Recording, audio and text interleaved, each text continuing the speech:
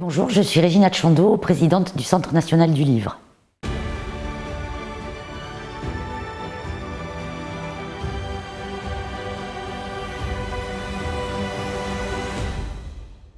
La lecture n'a pas influencé à proprement parler, je pense,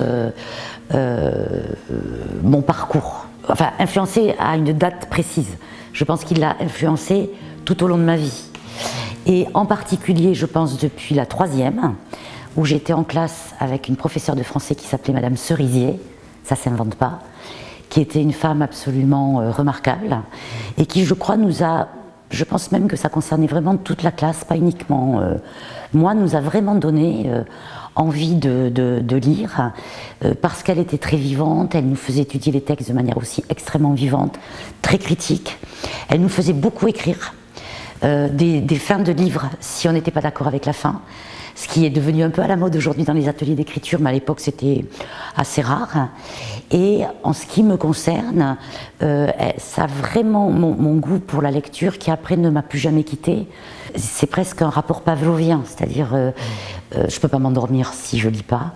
Si pendant les vacances ou le week-end je passe une journée entière à ne pas lire, j'ai le sentiment d'un vide en me couchant. Donc je pense qu'il y a vraiment un lien qui ne s'est plus délité à partir de la 3e et avec la découverte de Maupassant. Bon, puis alors après, bien sûr, Maupassant, Flaubert, Zola, Romain Gary a été une découverte, comme beaucoup d'entre nous, une découverte magique dont je ne me lasse pas d'ailleurs d'y retourner. Moins depuis que je travaille au CNL parce que j'ai toujours du retard sur les livres qui sortent. Et puis des coups de foudre absolus avec Marguerite Duras. Enfin bon, c'est sans fin. Aragon, Elsa Triolet, Gérard de Nerval à une époque, Lautréamont. Et je pense que quand ensuite on devient extrêmement lié comme ça au livre, ça devient aussi finalement comme un personnage presque amoureux dans notre vie. Donc on en parle avec nos amis.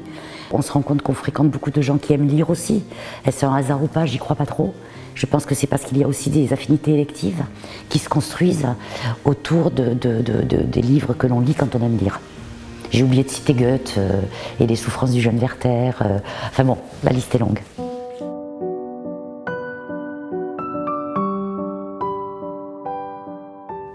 Alors je ne sais pas si j'y laisserai mon empreinte. J'aimerais bien laisser mon empreinte dans le monde du livre. En fait, j'ai eu la chance dans ma vie professionnelle de travailler quasiment pour tous les secteurs culturels. Le spectacle vivant, le cinéma, l'audiovisuel, la mode, le design, les écoles d'art, la musique, donc, et le livre. Je l'avais approché sur un plan plus professionnel en dehors de mon intérêt personnel pour le livre. Sur le plan professionnel, j'avais, à la demande de Bertrand Lanoé, avec qui j'ai travaillé 9 ans dans ma vie, qui a été un mentor pour moi, j'avais lancé avec l'équipe actuelle de la Maison de la Poésie Paris en toutes lettres. Et puis j'ai présidé pendant 8 ans le Festival des correspondances de Manosque.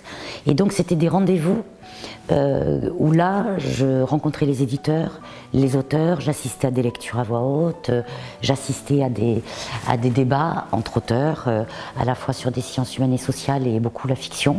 Donc lorsque l'opportunité m'a été offerte de prendre la présidence du Centre national du livre, je me suis réjouie.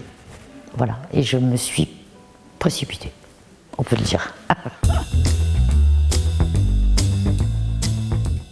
Je me rendrai cette année, comme les années précédentes, le 7 avril à l'Odéon pour assister au trophée de l'édition organisée par Livre Hebdo pour plusieurs raisons. D'abord, c'est toujours l'occasion de rencontrer des éditeurs, des créateurs à côté desquels j'aurais pu tout à fait passer. Donc c'est toujours une source de rencontres et de découvertes qui est tout à fait précieuse. Et c'est aussi un rendez-vous important des professionnels.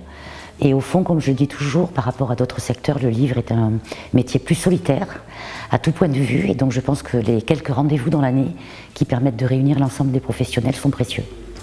Et cette année en particulier, le thème qui a été choisi est l'engagement du livre et de la lecture pour les enfants, pour les jeunes. Et comme vous le savez, le Centre national du livre en a fait un axe tout à fait volontariste et important de sa politique en faveur de la lecture pour les jeunes, pour les adolescents.